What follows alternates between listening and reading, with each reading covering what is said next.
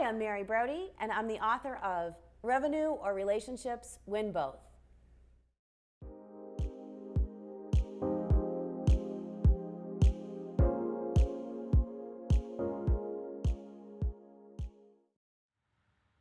Now, some communication tactics just don't fit neatly into any of these quadrant categories and share traits across two or more of them.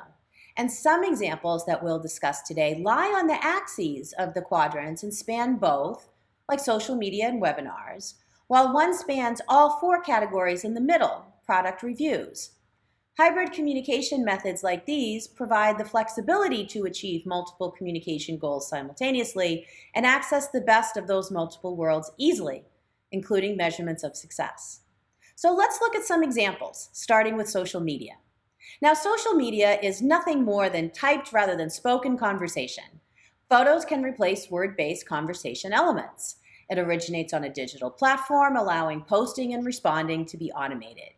However, in general, real live people post and have conversations in real time or over days and weeks. Most definitely bots exist, but even then someone had to create the bot and the personality for that bot.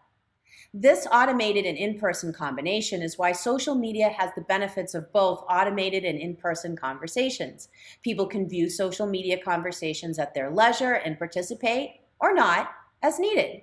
Social media also allows people and organizations to be more accessible and more easily reached. Origin and location is no longer a limitation for reaching someone for direct communication.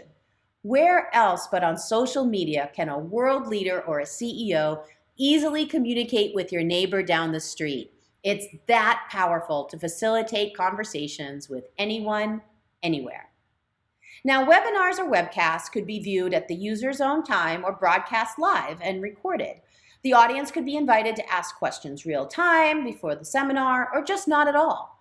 They could contribute to the experience, moving it to be more of an in-person experience category, or not, making it more of a true automated digital experience.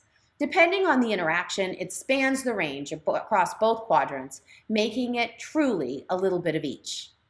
Now, you may be wondering, where are podcasts in the diagram? And I don't have it included here, but it really does fall into the automated, individualized digital experience quadrant.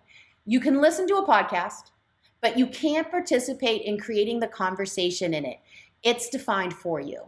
However, if the podcast originates from a live radio show where the audience can participate, then it crosses into the in-person experience for the recording, but moves back to the automated experience quadrant for the listening. Now, technically, a live radio show or broadcast show is a hybrid experience, and in that case, a podcast is not just a conversation because the customer is having the experience of being on a live show and later listening to a show as a replay. It's an experience similar to a recorded live concert. And in that case, your experience with the music on your own or in a group with others, and then you have the recording is experienced later as an individual experience. The recording doesn't allow for an exchange between the artist and the audience, while the live show does. And in that way, a live show really is an in-person experience. And both are very separate experiences of the same content. It's just not a hybrid. Now, product reviews by customers and companies cover all four quadrants because 1, someone needed to experience the product or service to write the review. Experiencing a solution, a product or service is an in-person experience. 2, there were many conversations before the purchase and during its use. There were also conversations to create the review. This review will spark conversations, and conversations may occur from it. It may not directly be a conversation itself unless the customer is on a panel discussion, but it captures many as a summary. 3, it can be used as a way to lead someone to another type of experience. It's a type of automated conversation that tells you enough so you want to discover more information and have more experiences and conversations. 4, it's information that can be shared as a digital experience, especially if it's recorded video or a written piece. Now, people love reviews because they can easily relate to the hero's journey. And we like the hero's journey because it really is an emotional journey. There's a problem or challenge. There's a search for the solution. The solution is tried. There are trials and tribulations. And then the problem is resolved, but the person who had the experience is forever changed in some way, experiencing some type of life lesson. Now, customers can relate to the main character's ups and downs in the journey to achieve the change, and in the end, truly understand what the change feels like through that story device. It's inspiring and encouraging for many to hear. And it's the ultimate delivery mechanism for content because it summarizes someone's experience and it encourages you to have your own. It sparks conversation. And most of all, you can access the story at your own time. Now, these four methods with the customer relationship lifecycle can help you build a relationship with your customers and ultimately achieve your communication goals.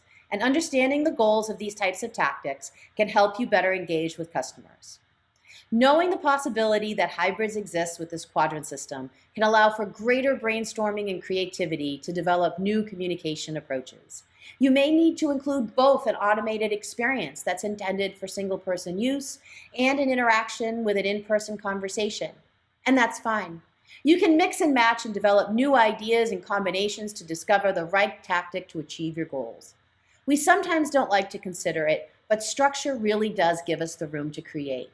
You can draw free form, but you can't color outside of the lines if there are no lines. I hope this was helpful. Thanks so much and have a great day.